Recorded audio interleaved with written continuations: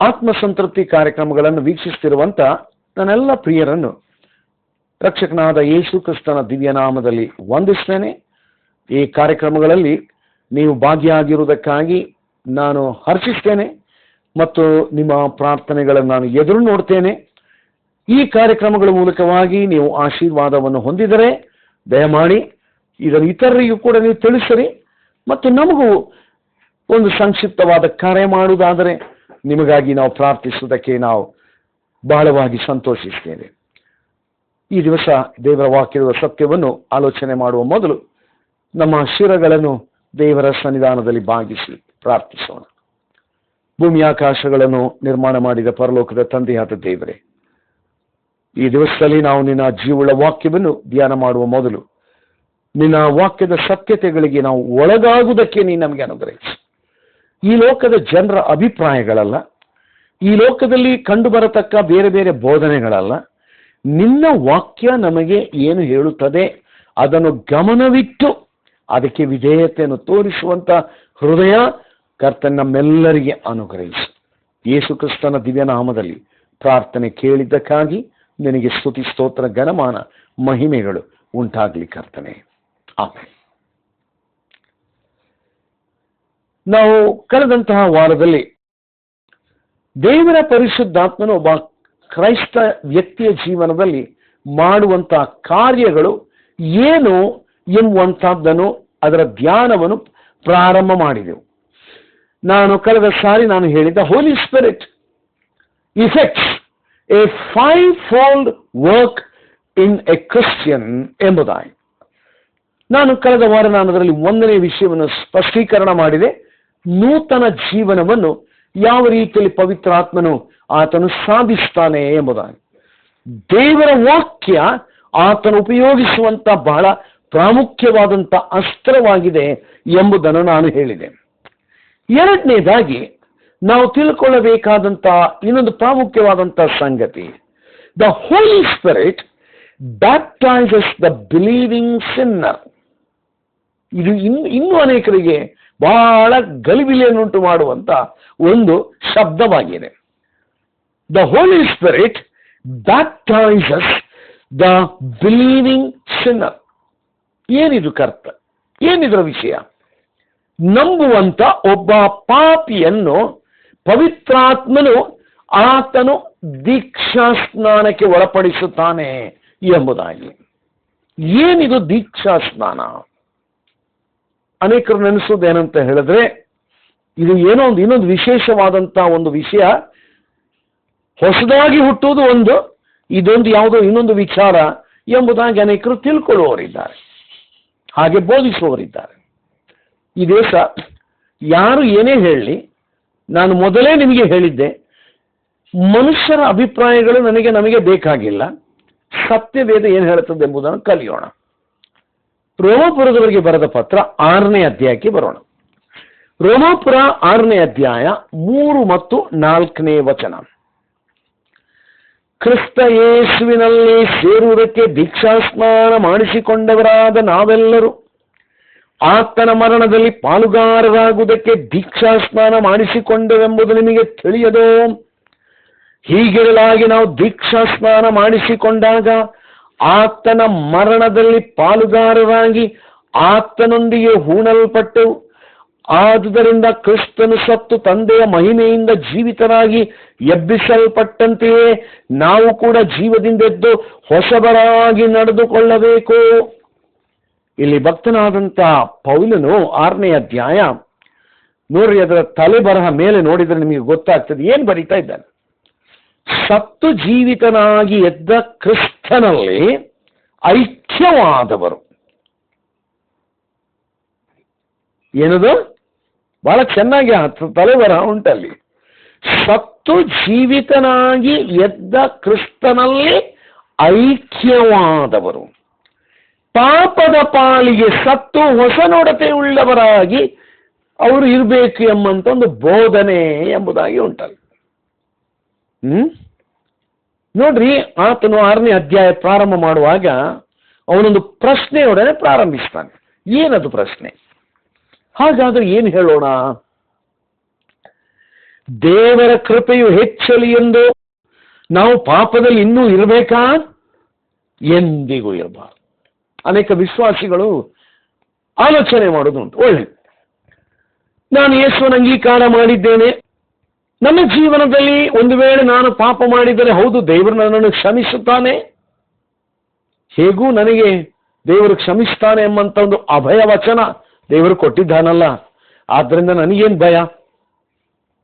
ಎಷ್ಟು ಸಾರಿ ಪಾಪ ಮಾಡ್ತೇನೋ ಅಷ್ಟು ಸಾರಿ ದೇವರು ಕ್ಷಮೆ ಕೊಡ್ತಾನೆ. ಆದ್ದರಿಂದ ನಾನೇನು ಮಾಡ್ತೇನೆ?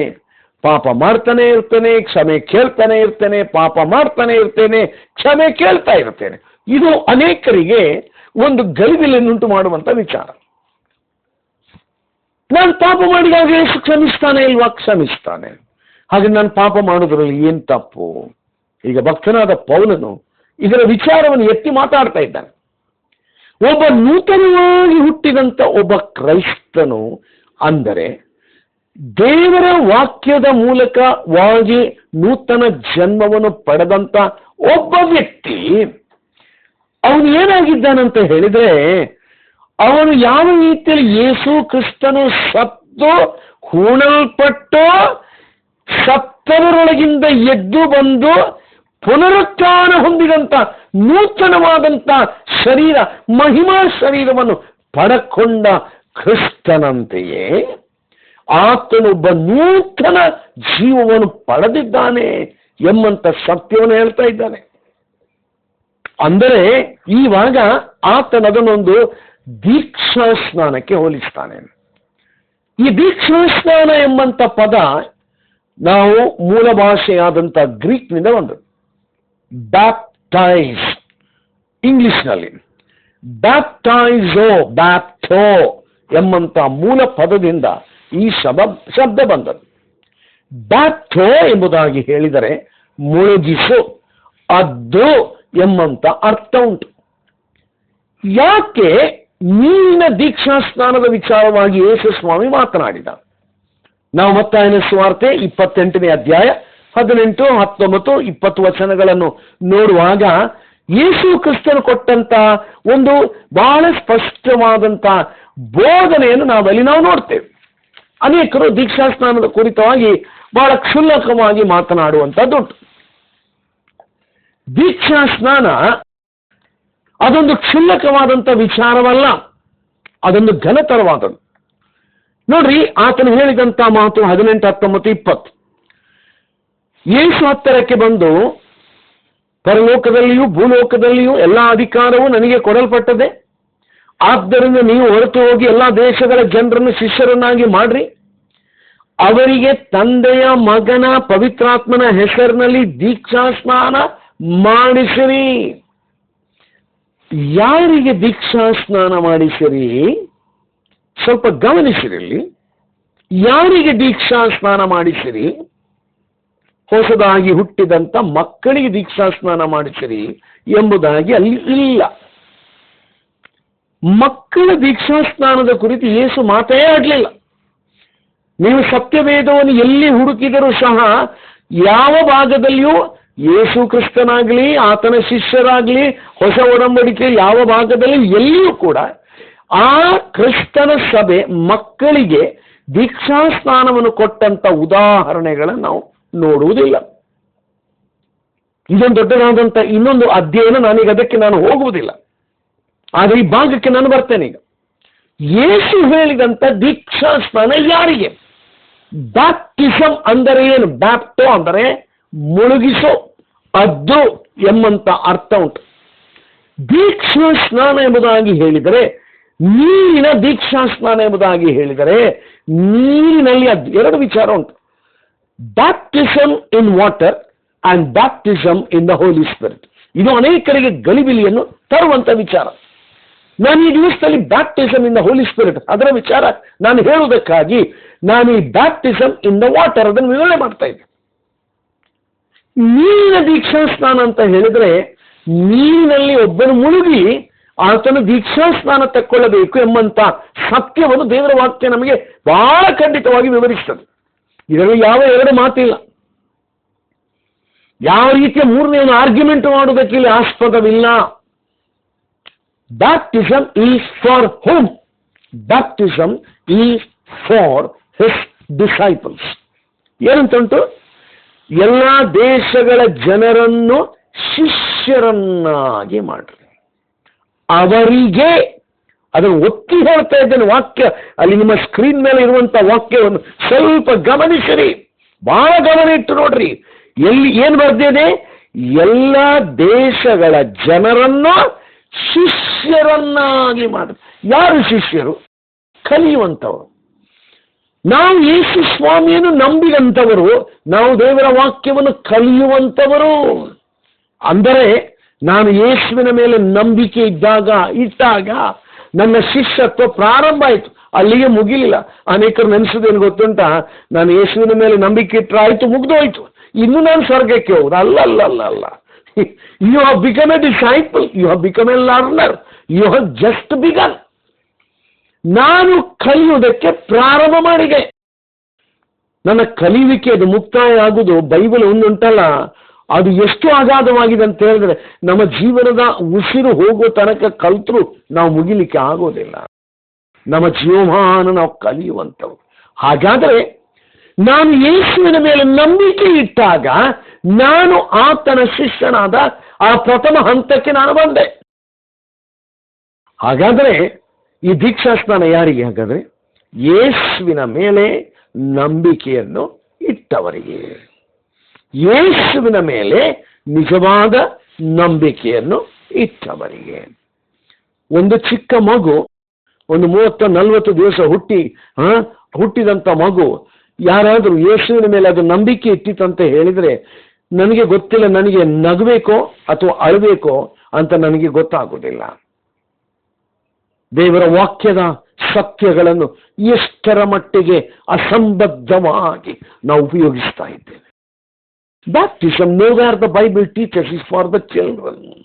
Nowhere in the Bible it teaches about the baptism of the children, because a child cannot believe. A child cannot be a disciple. ಇನ್ನು ಕೆಲವರು ಹೇಳೋದುಂಟು, ಅಲ್ಲ ಅವರು ಬಿಲೀವರ್ಸ್ಗೆ ಹುಟ್ಟಿದ ಮಕ್ಕಳು, ಆದ್ರಿಂದ ಅವರು ಡಿಸೈಪಲ್ಸ್. ನಾನು ಕಳೆದ ಸಾರಿನೇ ಹೇಳಿದೆ, ಯಾವನು ಹುಟ್ಟಿನಿಂದ ಕ್ರೈಸ್ತನಾಗುವುದಿಲ್ಲ. ಅನೇಕರಲ್ಲಿರುವಂಥ ಮೂರ್ಖತನ ಇದು. Many people think that I am a believer, so my child is a believer. So what is wrong? I will baptize them when they are children. That is against the Bible. ಮತ್ತು ಈ ಸತ್ಯ ಅನೇಕರು ನಂಬುತ್ತಾರೆ, ಇದನ್ನು ಅನೇಕರು ಪ್ರತಿಪಾದಿಸ್ತಾರೆ. ಇದನ್ನು ನಂಬುವುದು ಮಾತ್ರ ಅಲ್ಲ, ಅದನ್ನು ಹಿಂಬಾಲಿಸ್ತಾರೆ, ಅದನ್ನು ಸತ್ಯ ಅಂತ ನಂಬುತ್ತಾರೆ. ಯಾಕಂದ್ರೆ ಬೈಬಲ್ನ ವಿಚಾರ ಅನೇಕರಿಗೆ ಗೊತ್ತಿಲ್ಲ. ಸತ್ಯವೇದದಲ್ಲಿ ಮಕ್ಕಳಿಗೆ ದೀಕ್ಷಾಸ್ನಾನ ಆಗ್ಬೇಕಂತ ಬರ್ದಿಲ್ಲ, ಶಿಷ್ಯರಿಗೆ. ಎಷ್ಟು ಪ್ರಾಯದಲ್ಲಿ ಅವರು ಶಿಷ್ಯರಾಗ್ತಾರೆ ಅದು ನಾನು ಹೇಳಲಿಕ್ಕೆ ಬರುವುದಿಲ್ಲ. ಎಷ್ಟು ವರ್ಷದಲ್ಲಿ ಒಬ್ಬ ವ್ಯಕ್ತಿಯು ಯೇಸುವಿನ ಮೇಲೆ ನಂಬಿಕೆ ನೀಡಲಿಕ್ಕೆ ಆಗ್ತದೆ? It varies from age to age. ಒಬ್ಬ ಚಿಕ್ಕ ಬಾಲಕನು ಯೇಸುವಿನ ಮೇಲೆ ನಂಬಿಕೆ ನೀಡಬಹುದು, ಒಬ್ಬ ಯವನಸ್ಥನ ಯೇಸುವಿನ ಮೇಲೆ ನಂಬಿಕೆ ನೀಡಬಹುದು. ಆದರೆ ಒಬ್ಬ ಮನುಷ್ಯನು ಯಾರೇ ಆಗಲಿ, ಒಂದು ಹುಟ್ಟಿದಂಥ ಮಗು ಕೇವಲ ಕೆಲವು ದಿವಸಗಳಲ್ಲಿ ಯೇಸುವಿನ ಮೇಲೆ ನಂಬಿಕೆ ಇಟ್ಟಿತು ಅಂತ ಪ್ರತಿಪಾದನೆ ಮಾಡಲಿಕ್ಕೆ 100ಕ್ಕೆ 100 ಸಾಧ್ಯ ಇಲ್ಲ. ಇದೊಂದು ಮೂರ್ಖತನದ ಪರಮಾವಧಿ ಇದು ನನ್ನ ಪ್ರಿಯರೇ. ಆದ್ದರಿಂದ ನೀವು ಯಾರನ್ನು ನಂಬ್ತೀರಿ ಹೇಳ್ರಿ? ಸತ್ಯವೇದವನ್ನು ನಂಬ್ತೀರಾ ಅಥವಾ ಬೇರೆ ಯಾರೋ ಏನೋ ಎಲ್ಲಿಯೋ ಮಾಡಿದ ಪ್ರಾಕ್ಟೀಸ್ ಉಂಟಲ್ಲ, ಅಭ್ಯಾಸಗಳು, ಪರಂಪರೆಗಳು, ವಾಡಿಕೆಗಳು? ನೋಡ್ರಿ, ಅನೇಕ ವಾಡಿಕೆಗಳು ಉಂಟು ನಮ್ಮಲ್ಲಿ. ವಾಡಿಕೆಗೆ ಅನುಗುಣವಾಗಿ ನಾನು ಹೀಗೆ ಮಾಡ್ತೇನೆ, ಮಾಡ್ರಪ್ಪ. ನಿಮ್ಮ ವಾಡಿಕೆ ಮಾಡಬೇಕೆಂಬುದಾಗಿದ್ದರೆ ಮಾಡ್ರಿ, ಅದಕ್ಕೂ ವಾಕ್ಯಕ್ಕೂ ಸಂಬಂಧ ಇಲ್ಲ. ಅನೇಕ ವಾಡಿಕೆಗಳು ನಮ್ಮಲ್ಲಿ ಉಂಟು. ದೇವರಿಗೆ ನಮ್ಮ ವಾಡಿಕೆ ಸಂಪ್ರದಾಯಗಳು ಬೇಕಾಗಿಲ್ಲ. ನಮ್ಮ ವಾಡಿಕೆ ಅಥವಾ ಸಂಪ್ರದಾಯಗಳು ದೇವರ ವಾಕ್ಯದ ಸತ್ಯವನ್ನು ಮೀರಿರುವುದಾದರೆ ನಾವೊಂದು ಆಲೋಚನೆ ಮಾಡಬೇಕು. ನಾನು ವಾಡಿಕೆಯ ಕ್ರೈಸ್ತನೋ, ಸಂಪ್ರದಾಯದ ಕ್ರೈಸ್ತನೋ, ಅಥವಾ ನಿಜವಾಗಿ ಹುಟ್ಟಿದ ಕ್ರೈಸ್ತನೋ? ಇದು ಅನೇಕರು ಇದರ ಕುರಿತು ಆರ್ಗ್ಯೂ ಮಾಡ್ತಾರೆ. ಅನೇಕರು ಬಹಳ ಕೋಪದಿಂದ ಮಾತಾಡುವುದನ್ನು ನಾನು ನೋಡಿದ್ದೇನೆ. ಅಲ್ರಿ ನಮ್ಮ ವಾಡಿಕೆ ತಪ್ಪ ಹಾಗಾದ್ರೆ? ಅಲ್ರಿ ಹಾಗಾದ್ರೆ ನಮ್ಮ ಸಂಪ್ರದಾಯ ತಪ್ಪು? ನಿಮ್ಮ ಸಂಪ್ರದಾಯ ತಪ್ಪೋ ಸರಿಯೋ ಅಂತ ವಾಕ್ಯದ ಸತ್ಯದ ಹೊರಗಲ್ಲಿನಲ್ಲಿ ಪರೀಕ್ಷೆ ಮಾಡ್ರಿ. ನಾನು ನಿಮಗೆ ಕೊಡತಕ್ಕಂಥ ಒಂದೇ ಒಂದು ಆಹ್ವಾನ, ನಾನು ಯಾವ ಸಭೆಯನ್ನು, ಯಾವ ವ್ಯಕ್ತಿಯನ್ನು, ಯಾವ ಪ್ರಸಂಗಿಯನ್ನು ವಿರೋಧಿಸಿ ಮಾತನಾಡ್ತಾ ಇಲ್ಲ. ದೇವರ ವಾಕ್ಯವನ್ನು ಪರಿಶೋಧಿಸಿ. ಸತ್ಯವೇದ ಏನು ಹೇಳ್ತದೆ? ಸತ್ಯವೇದದ ಹಿನ್ನೆಲೆಯಲ್ಲಿ ನಾನೇನು ಅರ್ಥ ಮಾಡಿಕೊಳ್ಬೇಕು? ನನ್ನ ಪ್ರಿಯರೇ, ದೇವರ ವಾಕ್ಯ, God's word is not contradictory in itself, never. ದೇವರ ವಾಕ್ಯ ತನಗೆ ವಿರುದ್ಧವಾಗಿ ಅದು ವಾಕ್ಯ ಮಾತನಾಡುವುದಿಲ್ಲ. God's word is straight. ಅದು ನೇರವಾದ ಬೋಧನೆ ಮಾಡುತ್ತದೆ. ನೀನು ಹೊಸದಾಗಿ ಹುಟ್ಟಬೇಕು, ನೀನು ಹೊಸದಾಗಿ ಹುಟ್ಟಬೇಕು, ನೀನು ಯೇಸುವಿನ ಮೇಲೆ ನಂಬಿಕೆ ನೀಡಬೇಕು. ಹಾಗಾದ್ರೆ ನಿಕೋದೇಮನು ಈ ಎಲ್ಲ ಸತ್ಯಗಳು ಚಿಕ್ಕಂದ್ರಿಂದ ಅವನಿಗೆ ಗೊತ್ತಿರಲಿಲ್ವಾ? ಗೊತ್ತಿತ್ತು. ಯೇಸೇನು ಹೇಳಿದ? ಗೊತ್ತಿದ್ದಂತ ವಯಸ್ಸಾದಂತ ನಿಕೋದೇಮನ ಜೊತೆಯಲ್ಲಿ ಯೇಸು ಮಾತಾಡಿದ್ದೀಗ.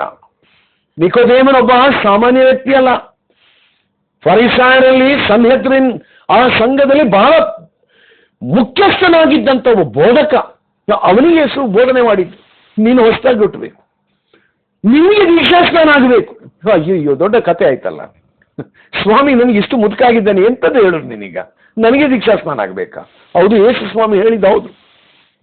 ನಾನು ಹುಟ್ಟಿದಾಗ ನನಗೆ ದೀಕ್ಷಾಸ್ನಾನ ಆಯ್ತಲ್ಲ, ಸಾಕಾಗೋದಿಲ್ವಾ? ಇಲ್ಲ, ನೀನು ಹೊಸದಾಗಿ ಹುಟ್ಟಬೇಕು.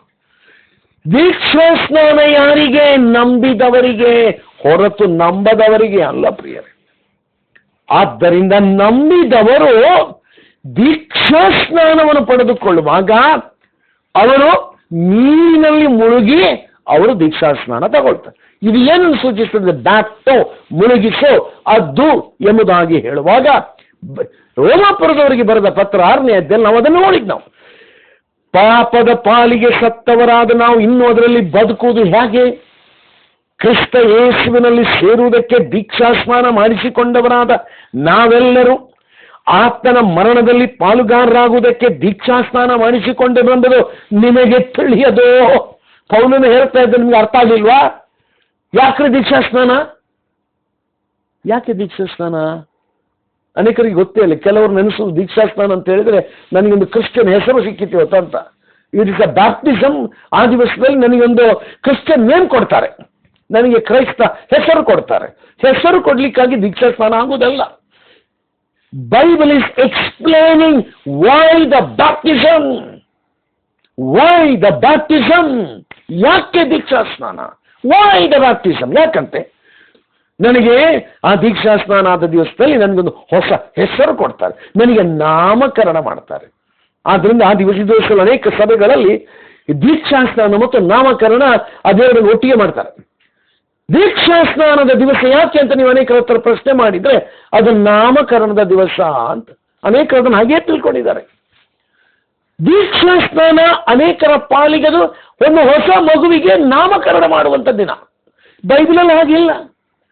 ನಾಮಕರಣ ಮಾಡಲಿಕ್ಕಾಗಿ ದೀಕ್ಷಾಸ್ನಾನ ಮಾಡ್ಬೇಕಂತ ಬೈಬಲಲ್ಲಿ ಎಲ್ಲಿಯೂ ಬರ್ದಿಲ್ಲ. ಬೈಬಲಲ್ಲಿ ಬರ್ದದ್ದು ಏನಂತ ನಾನು ಹೇಳ್ತಾ ಇದ್ದೇನೆ. ಕ್ರಿಸ್ತ ಯೇಸುವಿನಲ್ಲಿ ಸೇರುವುದಕ್ಕೆ ದೀಕ್ಷಾಸ್ನಾನ ಮಾಡಿಸಿಕೊಂಡವರಾದ ನಾವೆಲ್ಲರೂ ಆತನ ಮರಣದಲ್ಲಿ ಪಾಲುಗಾರರಾಗುವುದಕ್ಕೆ ದೀಕ್ಷಾಸ್ನಾನ ಮಾಡಿಸಿಕೊಂಡವೆಂಬುದು ನಿಮಗೆ ತಿಳಿಯದೋ? ನನ್ನ ಪ್ರಿಯರೇ, ಸತ್ತು ಜೀವಿತನಾಗಿ ಎದ್ದ ಕ್ರಿಸ್ತನಲ್ಲಿ ಐಕ್ಯವಾದವರು ಇವರು ಯಾರು? ಹೊಸದಾಗಿ ಹುಟ್ಟಿದಂತ ಆತನ ಶಿಷ್ಯರು ದೀಕ್ಷಾಸ್ನಾನಕ್ಕೆ ಒಳಗಾದರು. ಯಾಕೆ ಅವರು ದೀಕ್ಷಾಸ್ನಾನಕ್ಕೆ ಒಳಗಾದರು? ನೀರಿನಲ್ಲಿ ಮುಳುಗಿ ಅವರು ಎದ್ದಾಗ ಅವರು ನೂತನವಾದಂಥ ಒಂದು ಸಿಂಬಲ್, ಒಂದು ಗುರುತು ಅದನ್ನು ತೋರಿಸ್ತಾ ಇದ್ದಾರೇನು? ನಾನು ಯೇಸು ಕ್ರಿಸ್ತನ ಜೊತೆಯಲ್ಲಿ ಸತ್ತೆನೋ, ಹೂಣಲ್ಪಟ್ಟೆನೋ ಮತ್ತು ಸತ್ತವರೊಳಗಿಂದ ಎದ್ದು ಬಂದೆನು. ಇದು ದೇವರ ವಾಕ್ಯದ ಬೋಧನೆ. ಇದು ದೀಕ್ಷಾಸ್ನಾನ. ಬ್ಯಾಪ್ಟೋ ಎಂಬುದಾಗಿ ಹೇಳುವಾಗ ನಾನು ಯೇಸು ಕ್ರಿಸ್ತನ ಜೊತೆಯಲ್ಲಿ ನಾನು ಸತ್ತೆ, ಹೂಣಲ್ಪಟ್ಟೆ ಮತ್ತು ಸತ್ತವರೊಳಗಿಂದ ಎದ್ದು ಬಂದೆ. ಮಾತ್ರ ಅಲ್ಲ, ನಾನು ಯೇಸುವಿನ ಜೊತೆಯಲ್ಲಿ ನಾನು ಐಕ್ಯವಾದೆ. I have been join together ಎಂಬುದನ್ನು ಸೂಚಿಸುವಂತ ಒಂದು ಹೊರಗಣ ಸೂಚನೆ ಹೊರತು ಬೇರೆ ಯಾವುದು ಕೂಡ ಅಲ್ಲ. Baptism is not something great miracle. Baptism is not for naming ceremony. Baptism is not for getting inside the church. No. Bible never teaches that. What is the symbol of baptism? Why baptism? Through baptism, I give an indication that I have joined to Christ. Who am I? ನಾನು ಯೇಸುವಿಗೆ ಸೇರಿದವನು. ನಾನು ನನ್ನ ಪಾಪಗಳಿಗಾಗಿ ಮಾನಸಾಂತರಪಟ್ಟೆ. ನಾನು ಆತನ ಮೇಲೆ ನಂಬಿಕೆಯನ್ನಿಟ್ಟೆ. ಆದ್ದರಿಂದ ನಾನು ದೀಕ್ಷಾಸ್ನಾನ ತೆಗೆದುಕೊಳ್ಳುವಾಗ ನಾನೊಂದು ಸೂಚನೆ ನಾನು ಕೊಡ್ತೇನೆ. I am baptized. The Holi Spirit baptizes the believing sinner. ಇದು ಬಹಳ ಪ್ರಾಮುಖ್ಯವಾದಂಥ ಒಂದು ಸತ್ಯ. ನನ್ನ ಪ್ರಿಯರೇ, ಇನ್ನೊಂದು ಮಾತು ನಾನು ಓದಿ ನನ್ನ ಮಾತನ್ನು ನಾನು ನಿಲ್ಲಿಸ್ತೇನೆ. ಇವತ್ತು ಇನ್ನು ಅನೇಕ ವಿಷಯಗಳು ನಾವು ಕಲೀಲಿಕ್ಕೆ ಉಂಟು. ನಾವು ಒಂದು ವಚನ ನಿಮ್ಮ ಗಮನಕ್ಕೆ ನಾನು ಈ ದಿವಸದಲ್ಲಿ ನಾನು ತರಬೇಕೆಂಬುದಾಗಿದ್ದೇನೆ. ಗಲಾತ್ಯದವರಿಗೆ ಬರೆದಂಥ ಪತ್ರ, ನಾವು ಅದರಲ್ಲಿ ಒಂದು ಬಹಳ ಪ್ರಾಮುಖ್ಯವಾದಂಥ ಸತ್ಯವನ್ನು ನಾವು ಗಮನಿಸಲಿಕ್ಕುಂಟು. ಅದಾದ ನಂತರ ನಾವು ಈ ದಿವಸದ ವಾಕ್ಯ ಭಾಗವನ್ನು ನಾವು ನಿಲ್ಲಿಸೋಣ. 3ನೇ ಅಧ್ಯಾಯ 27ನೇ ವಚನ. ಗಲಾತ್ಯ 3:27. ಕ್ರಿಸ್ತನಲ್ಲಿ ಸೇರುವುದಕ್ಕೆ ದೀಕ್ಷಾಸ್ನಾನ ಮಾಡಿಸಿಕೊಂಡಿರುವ ನೀವೆಲ್ಲರೂ ಕ್ರಿಸ್ತನನ್ನು ಧರಿಸಿಕೊಂಡಿರಿ. ಅಬ್ಬಾ, ಯಾರನ್ನು ಧರಿಸಿಕೊಂಡಿರಿ? ಕ್ರಿಸ್ತನನ್ನು ಧರಿಸಿಕೊಂಡಿರಿ. ನಾವು ದೀಕ್ಷಾಸ್ನಾನದಲ್ಲಿ ನಾವು ವಿಧೇಯತೆಯನ್ನು ತೋರಿಸುವಾಗ ನಡೆಯುವಂತ ಒಂದು ಬಹಳ ಪ್ರಾಮುಖ್ಯ ಏನೋ, ನೀವೆಲ್ಲರೂ ಏನಂತೆ ಕ್ರಿಸ್ತನಲ್ಲಿ ಸೇರುವುದಕ್ಕೆ ದೀಕ್ಷಾಸ್ನಾನ ಮಾಡಿಸಿಕೊಂಡ್ರೆ. ಆದರೆ ದೀಕ್ಷಾಸ್ನಾನ ಯಾಕೆ ಮಾಡಿಸಿಕೊಂಡದ್ದು? ಯಾರಾದರೂ ನಿಮ್ಮಲ್ಲಿ ಯಾಕೆ ದೀಕ್ಷಾಸ್ನಾನ ನೀವು ಮಾಡಿಸಿಕೊಂಡ್ರಿ ಅಂತ ಬೈಬಲ್ ಪ್ರಕಾರ ಉತ್ತರ ಕೊಡ್ತೀರಂತ ಹೇಳಿದ್ರೆ ಏನು ಉತ್ತರ ಕೊಡ್ತೀರಿ? ನನಗೆ ದೀಕ್ಷಾಸ್ನಾನ ಆದದ್ರಿಂದ ನನಗೆ ಹೊಸ ಹೆಸರು ಸಿಕ್ಕಿತು. ಕೆಲವರು ಕೊಡೋ ಉತ್ತರ ಇದು. ನನಗೆ ದೀಕ್ಷಾಸ್ನಾನ ಆದದ್ರಿಂದ ನಾನು ಕ್ರೈಸ್ತನಾದೆ. ಇನ್ನು ಕೆಲವರು ಹೇಳುದು, ನಾನು ದೀಕ್ಷಾಸ್ನಾನ ತಕೊಂಡ ದಿವಸದಿಂದ ನನಗೊಂದು ಲೈಸೆನ್ಸ್ ಸಿಕ್ಕಿತೇನಂತ ಹೇಳಿದ್ರೆ ನಾನಿನ್ನು ಕರ್ತನ ಭೋಜನದಲ್ಲಿ ಪಾಲು ತಗೊಳ್ತೇನೆ. ಕರ್ತನ ಭೋಜನದಲ್ಲಿ ಪಾಲು ತಗೊಳ್ಳಿಕ್ಕೆ ನನಗೊಂದು ಲೈಸೆನ್ಸ್ ಸಿಕ್ಕಿತು. ಬೈಬಲ್ನಲ್ಲಿ ಎಲ್ಲಿಯೂ ಈ ರೀತಿಯ ಉತ್ತರ ನೋಡೋದಿಲ್ಲ. ಬೈಬಲ್ನಲ್ಲಿ ನೋಡ್ತೇನೆ. ನಿಮ್ಮ ಆಚಾರದಲ್ಲಿ ಏನು ಬೇಕಾದ್ರೂ ಇರ್ಬೋದು.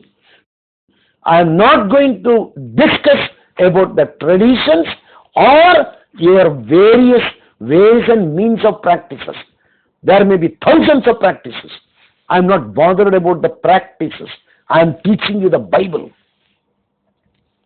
I am not talking about the practice. There are many practices. But test it in the light of God's word. ದೇವರ ವಾಕ್ಯದ ಸತ್ಯದ ಹಿನ್ನೆಲೆಯಲ್ಲಿ ನನ್ನ ಯಾವುದೇ ಸಿದ್ಧಾಂತಗಳನ್ನು ಪರೀಕ್ಷಿಸಬೇಕು. ದೀಕ್ಷಾಸ್ನಾನ ಯಾಕೆ? ಕ್ರಿಸ್ತನಲ್ಲಿ ನಾನು ಸೇರಿದ್ದೇನೆ. So when I talk about the baptism in the Holy Spirit, I have joined to Christ. ನಾನು ಕ್ರಿಸ್ತನಲ್ಲೇ ನಾನು ಸೇರಿದ್ದೇನೆ. ಎಂಥ ಅಮೋಘವಾದ ಸತ್ಯ. ಹಾಗಾದರೆ ದೇವರ ಪರಿಶುದ್ಧಾತ್ಮನು ಇನ್ನೊಂದೆರಡು ವಚನಗಳನ್ನು ನಾನು ಮುಂದಕ್ಕೆ ನಾನು ಹೇಳಲಿಕ್ಕೆ ಉಂಟು, ವಿವರಿಸ್ತೇನೆ. ಅಲ್ಲಿಯವರೆಗೆ ದೇವರು ನಿಮ್ಮನ್ನು ಆಶೀರ್ವದಿಸಲಿ. ಪ್ರಾರ್ಥನೆ ಮಾಡೋಣ. ಭೂಮಿಯಾಕಾಶಗಳನ್ನು ನಿರ್ಮಾಣ ಮಾಡಿದ ಪರಲೋಕದ ತಂದೆಯಾದ ದೇವರೇ, ನೀ ನಮಗೆ ಕೊಟ್ಟ ವಾಕ್ಯಕ್ಕಾಗಿ ಸ್ತೋತ್ರ. ಹೌದು, ನಾವು ನಿನ್ನ ವಾಕ್ಯಾನುಸಾರವಾಗಿ ದೀಕ್ಷಾಸ್ನಾನಕ್ಕೆ ನಾವು ನಮ್ಮನ್ನು ಒಪ್ಪಿಸಿಕೊಡುವಾಗ, ನೀರಿನಲ್ಲಿ ಮುಳುಗಿ ನಾನು ದೀಕ್ಷಾಸ್ನಾನ ತೆಕ್ಕೊಳ್ಳುವಾಗ ನಾನು ಕ್ರಿಸ್ತನಲ್ಲಿ ಸೇರಿದವನಾಗಿದ್ದೇನೆ ಎಂಬುದನ್ನು ಪ್ರತಿಪಾದಿಸುತ್ತೇನೆ. ಇದು ನಿನ್ನ ವಾಕ್ಯ ನಮಗೆ ಹೇಳುವಂತಹದ್ದು. ಅನೇಕ ಸಾರಿ ನಮ್ಮ ಸಂಪ್ರದಾಯಗಳು ಬೇರೆಯಾಗಿ ತಿಳಿಸಬಹುದು. ಕರ್ತನ ಈ ದಿವಸದಲ್ಲಿ ನನಗಿರುವಂಥ ಸತ್ಯ ದೇವರ ವಾಕ್ಯ, ನಿನ್ನ ದಾಸನಾಗಿ ನಿನ್ನ ವಾಕ್ಯವನ್ನು ನಾನು ಬೋಧಿಸ್ತಾ ಇದ್ದೇನೆ. ಸಂಪ್ರದಾಯ ನಾನು ಬೋಧಿಸ್ತಾ ಇಲ್ಲ ಕರ್ತನೇ. ನಾನು ಯಾವ ವಾಡಿಕೆಯ ಕ್ರಮಗಳನ್ನು ಬೋಧಿಸ್ತಾ ಇಲ್ಲ. ನಾನು ಬೋಧಿಸ್ತಿರುವಂತಹ ದ ಬೈಬಲ್ ಟ್ರುತ್, ದೇವರ ವಾಕ್ಯದ ಸತ್ಯಗಳು. ಇದಕ್ಕೆ ವಿಧೇಯತೆಯನ್ನು ತೋರಿಸುವ ಕೃಪೆ ಕೊಡು. ಯೇಸುವಿನ ಹೆಸರಿನಲ್ಲಿ ನಮ್ಮ ಪ್ರಾರ್ಥನೆಯನ್ನು ಕೇಳಿದ್ದಕ್ಕಾಗಿ ನಿನಗೆ ಸ್ತೋತ್ರ. ಆಮೆನ್.